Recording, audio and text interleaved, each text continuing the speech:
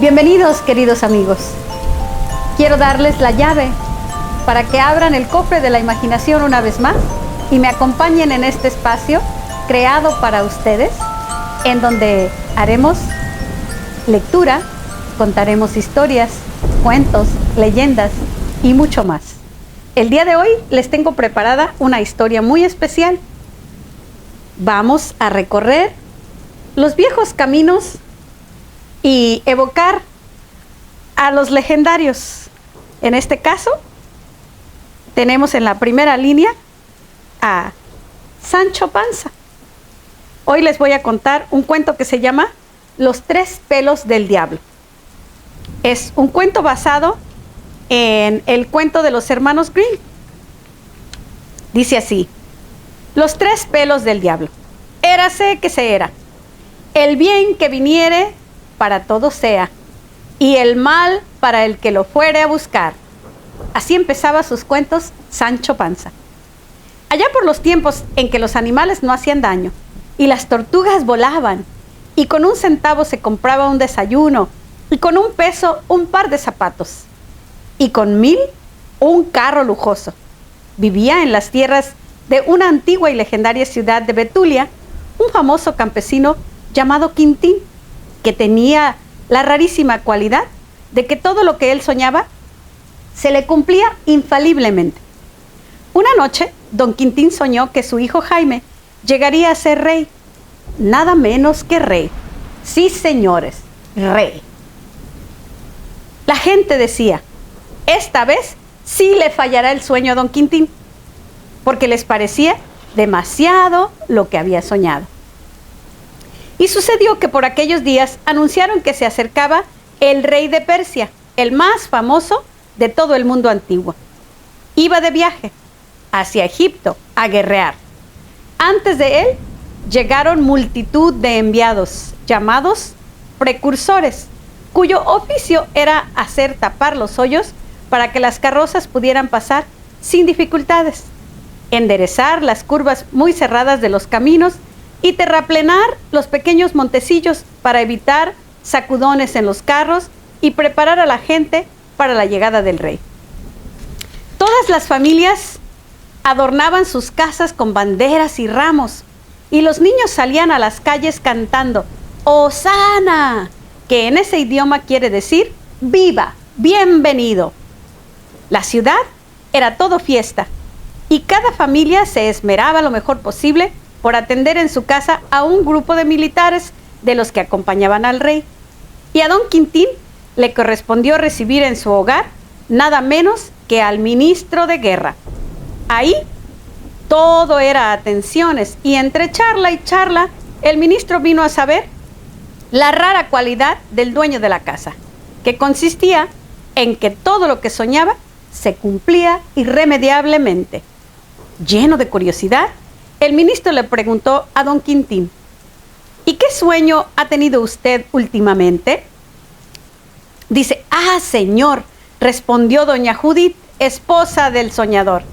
A mi marido se le ocurrió últimamente un sueño tan raro que esta vez sí todos creemos que de ninguna manera se le podrá cumplir. ¿Y qué soñó?, volvió a preguntar el militar. Pues, excelencia, replicó humildemente don Quintín, soñé que mi hijo Jaime llegará a ser rey. El ministro mandó llamar al muchacho y lo hicieron venir prontamente. Era bien presentado, amable, de buen genio, amigo de la música, consagrado a sus deberes, buen hijo, fiel amigo, inteligente, serio y muy piadoso. Pronto se ganó la simpatía de aquel gran general, el cual, en los 2 días que el ejército estuvo allí, le contó muchos secretos para llegar a ser un buen militar y saber tratar a los altos personajes, y le tomó tanto aprecio como si fuera su propio hijo. Pero el general cometió una imprudencia. Olvidándose de lo terriblemente celoso que era el rey, le contó que en el pueblo había un señor que tenía una cualidad única, que todo lo que soñaba se cumplía, y que el último sueño que había tenido era que su hijo Jaime llegaría a ser rey. El monarca palideció, pero supo disimular su miedo y sus malas intenciones, y fingiendo que le tenía gran aprecio al muchacho, le dijo a Jaime que el día siguiente debería partir hacia el palacio de la reina de Persia a llevarle un mensaje de gran importancia. El joven aceptó de muy buena voluntad y el rey escribió el siguiente mensaje para su esposa.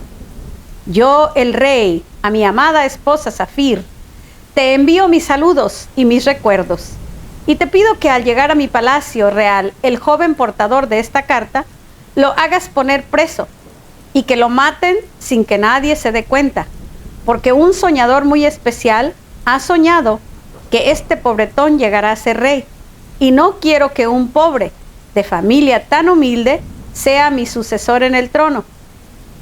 Espero que cuando yo llegue a esa ciudad, ya mis órdenes hayan sido exactamente cumplidas. Firmado, Sapor. Jaime partió alegremente con el mensaje bien cerrado y sellado para que nadie sino la reina lo pudiera abrir. Y no se le podía pasar por la imaginación que en aquella carta llevaba su propia sentencia de muerte.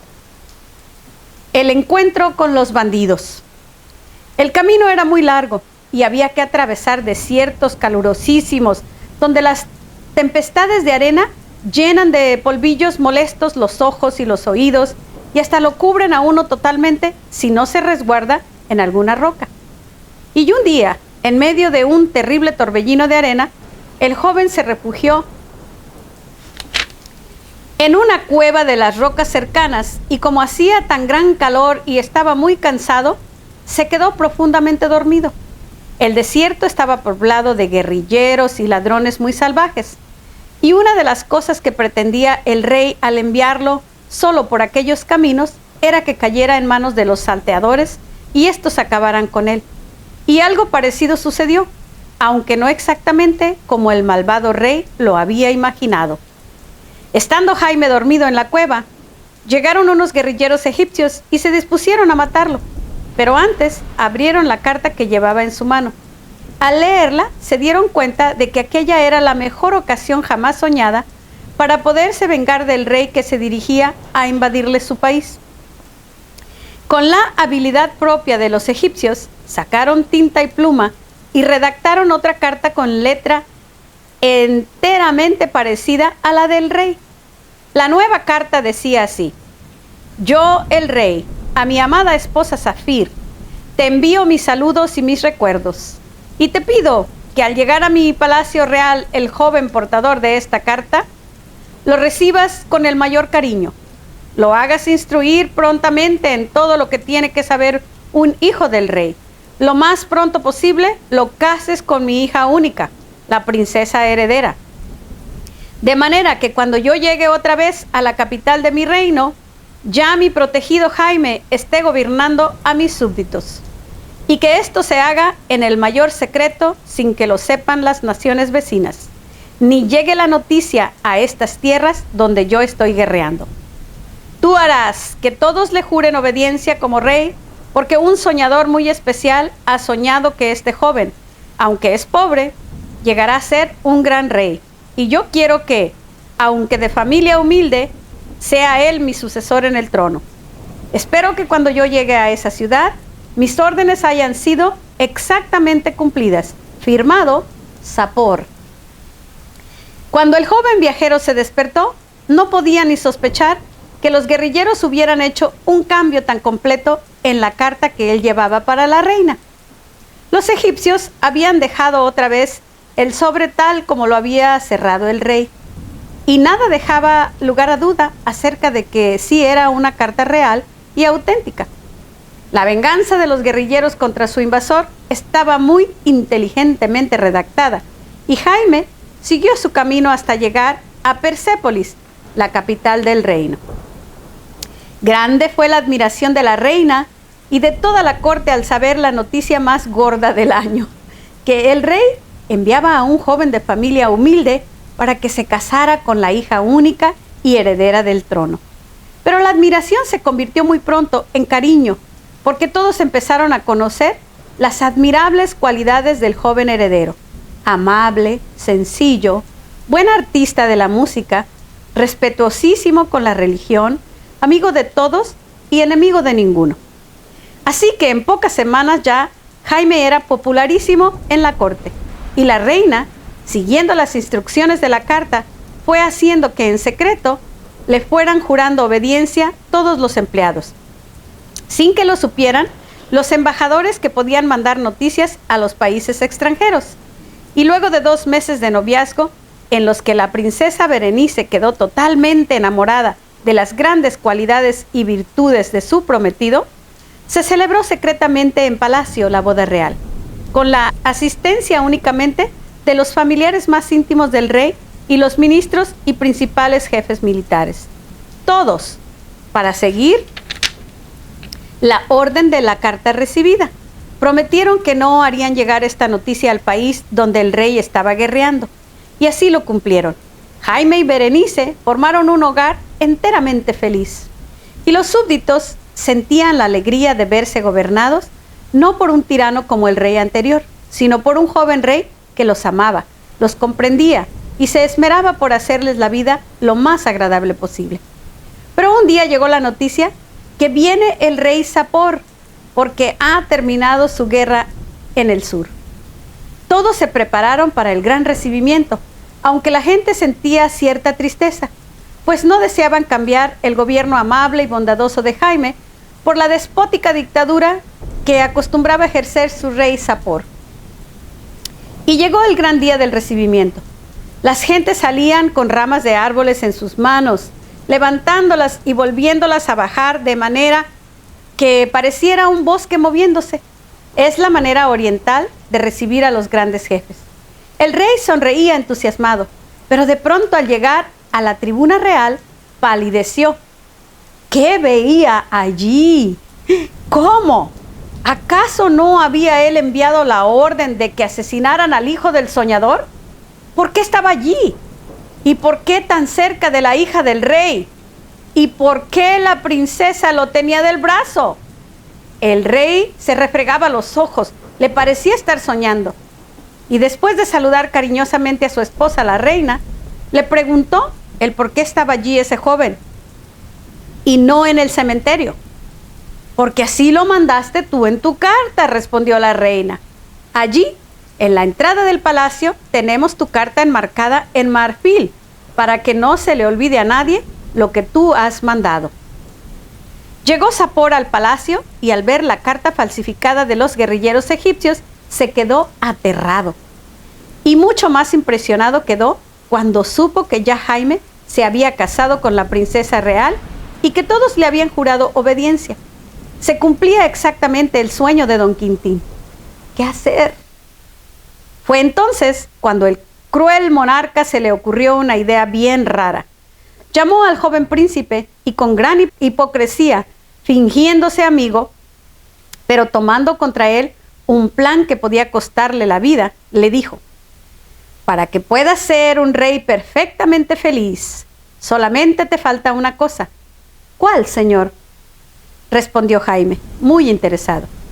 Pues bien, dijo sacarrosamente el monarca, para que puedas ser perfectamente feliz como rey, lo único que necesitas ahora es conseguirte 3 pelos del diablo. Ellos te alejarán muchos males y te serán mágicos. Te serán talismán que conquista a distancia la amistad y las riquezas, y amuleto que defiende contra brujerías y sortilegios.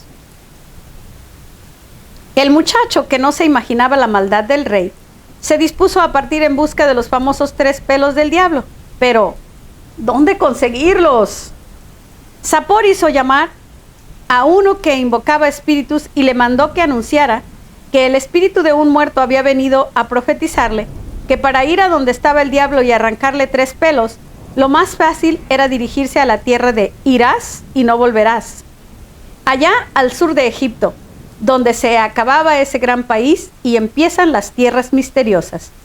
Con esto, lo único que el rey pretendía era que los terribles salteadores del desierto acabaran con el joven príncipe, el cual no sospechaba los peligros tan graves que se le acercaban.